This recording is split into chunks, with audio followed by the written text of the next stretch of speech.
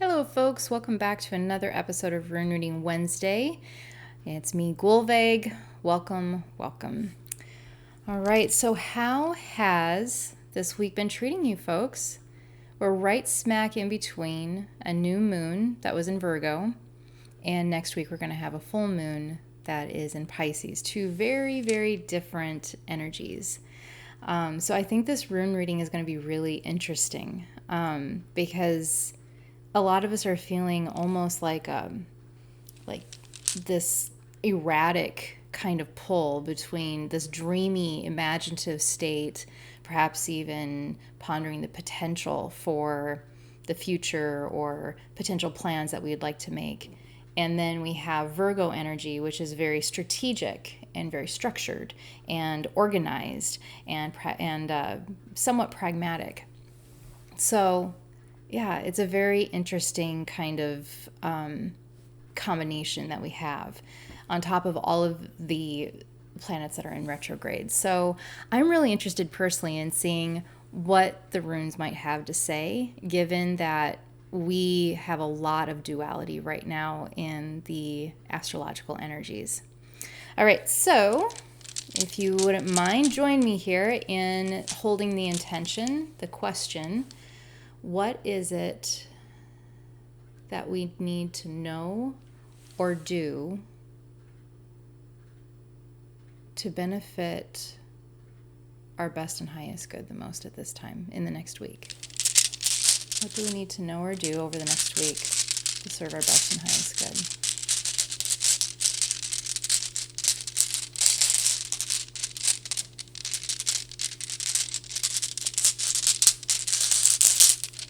All right, rune pull number 1. We have 3 runes that came out. We have the horse and the rider. It's about relationships primarily.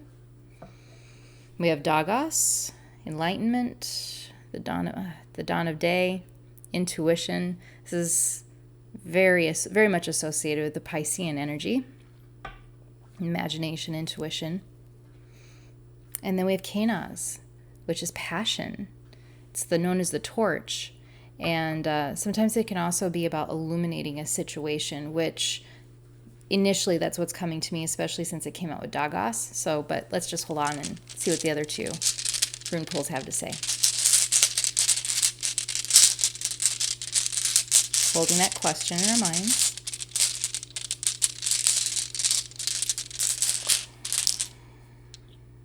Rhino. When Rhino comes up, it's big movement, folks. It's known as the cart. The whole enchilada moves when Rhino comes up. And this can also be a protection symbol around that movement. So, and this can be a physical movement, such as moving a home, or it can be spiritual movement, such as astral travel. And then we have Urus, vitality. It's associated with the aurochs, which is the primal ancestor of the cow. It's associated with manifestation and physical vitality, and drawing down those potential ideas in making them into fruition. We'll go into that a little bit more here in a second. And chaos before creation, Haggalas. I think a lot of us are feeling this right now. Haggalas sometimes gets a little bit of kind of a wah, wah, wah kind of feeling when it comes out. But to the ancient ancestors, there's a lot of evidence to show that this was a very important symbol for them. They definitely understood that destruction becomes before creation. And so Haggalas is known as the hailstone. And the hailstone falls from the sky. And when it falls from the sky, it creates destruction. But it's also said to hold within it the matrix for creation, germinating with its moisture, those seeds that are waiting right underneath the ground for spring to come. So, rune pull number 3 now.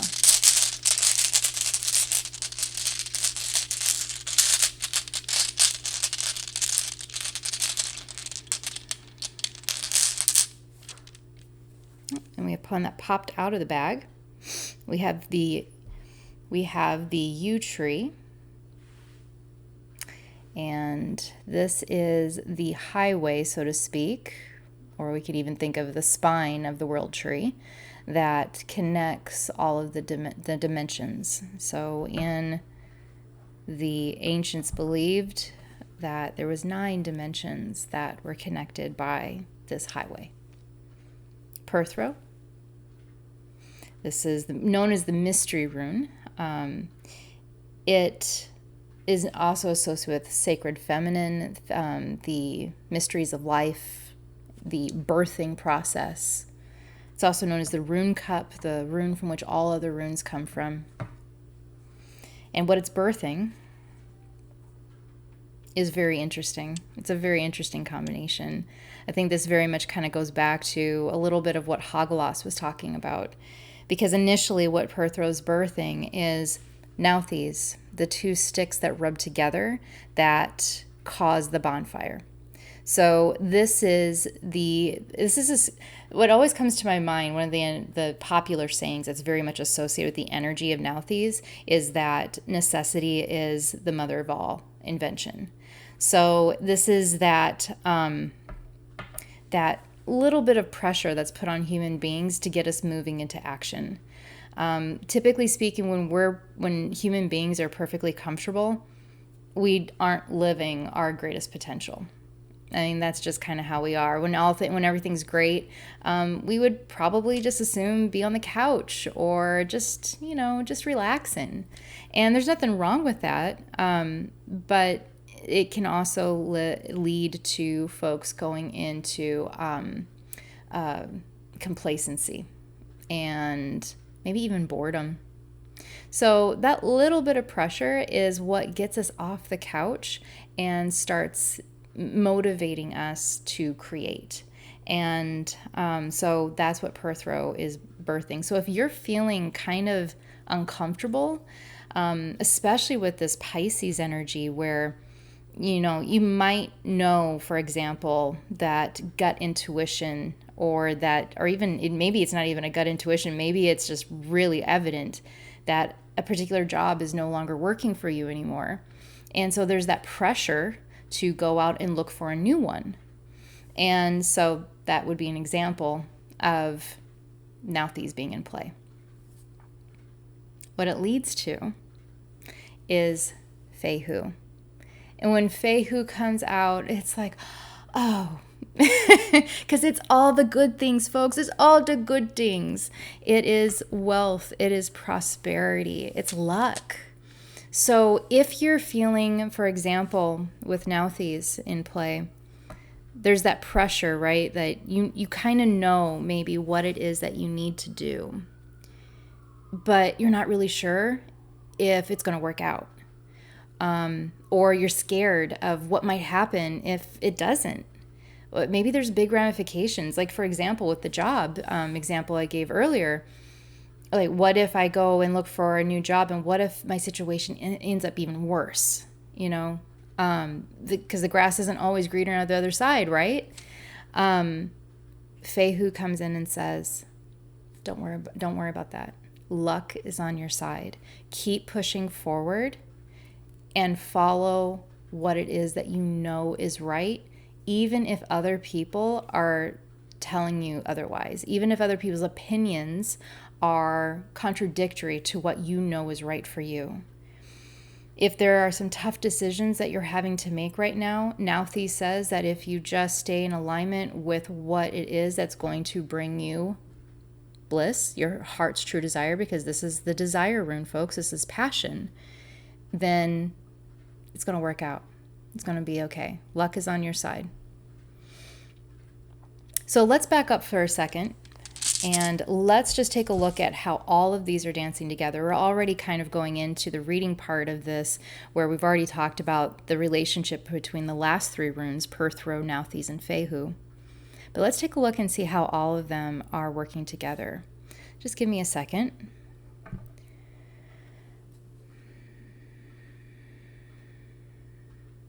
Okay, well, first of all, the first 3 runes are totally speaking to the Piscean, they're totally speaking to the Piscean energy that's coming up next week. and that is relationships. But the thing that's coming for me around this particular relationship is that this is the relationship between us and ourselves, us and our spirit, us and our divine highest selves. This is Dagos. So this is intuition, this is imagination, this is inner knowing and focus. So focusing on our relationship to ourselves. There weren't a lot of runes that came out in this reading that are really about community or tribe with this, or sorry, with this one. But what came up was actually a very internal rune. So this denotes to me that this is more about our relationship to ourselves, our relationship to our own inner knowing. Trust yourself. Allow your passions to lead the way. I know that this is kind of a fanciful kind of saying that, as adults, we can kind of get a little jaded and think, oh, follow your bliss. That's for kids. Like, I've got to pay my bills, So I get that can seem really unrealistic. And right now, the energy planetary wise is really heavy. So it can get really easy to kind of go into a jaded, maybe even pessimistic frame of mind. And Dagos is saying, focus on what it is that you want, not on what you don't want, and allow your passions to lead the way. We forget that we are given our passions for a specific reason. Our passions are part of our makeup that are aligned with what it is that we're supposed to accomplish in this life. Our passions are actually part of the compass that's supposed to help lead us and guide us to what it is that we're ultimately supposed to do with the years that we have on this third rock from the sun. And then somewhere along the line, we're usually sold a bag of goods that isn't so great, where we're told to kind of cash in those passions for the illusion of stability. And then we find out that, honestly, that stability may not be even so stable. I mean, pensions, 401ks, a lot of that has gone to the wayside. People don't stay in jobs for 20 years or more anymore.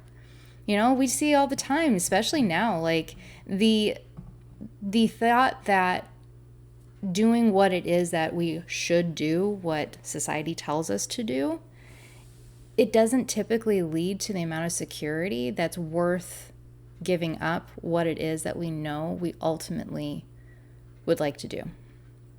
So, and I think there's a lot of coming up around people's employment around this, around all of this, because of the fact that we have a very earthy kind of rune coming up with Urus, and we have Rhydho coming up. So this tells me, and Rhydho, keep in mind, came up right after the intuition runes, Kanos, Dagos, and Rhydho then goes right into the manifesting what it is that you really want in the three-dimensional world, which means that we're going to probably have to move some physical things in our life. Physical things meaning perhaps we actually have to move where we live in order to do what it is that we want to do. So if you have an inspiration that you'd like to go back to school, or if you have an inspiration that, maybe there is a long distance relationship that you don't want to have be long distance anymore and somebody's got to move. Or if there is just a place that feels more nurturing and more in alignment with what is really fulfilling for your spirit and your health and vitality, like those are some of the kind of decisions that are going to probably come up for some folks. And right now, what it's saying is that there is chaos that comes before this. Anybody who's ever moved a house knows about the chaos in moving. But what is ultimately going to transpire, like we said, with Perthro, Nauthiz, and Fehu, it's all going to be good at the end of the day, and it will be worth it. So last week, the runes were asking us to consider what our aspirations are and to ask whether or not it's worth it. This week, we will get the answer to that question. And If it's not, then we will be given the inspiration between Dagos and Kanos as to what modifications might there be in order to still live in alignment with what it is that we know is really best for us. All with this, make sure that we're connecting with our divine guidance. We talked about our divine highest self and how, this is really a week to cultivate that relationship with our spirit and to really connect with our inner knowing, but also connect with your own spiritual guides. If you don't know who they are, then sit down and ask. Just ask. See if you can do some automatic writing and find out who they are. Maybe it's an ancestor. Or perhaps you can elicit the help of a specific guide, such as an ancestor, an angel, a deity, whoever floats your boat.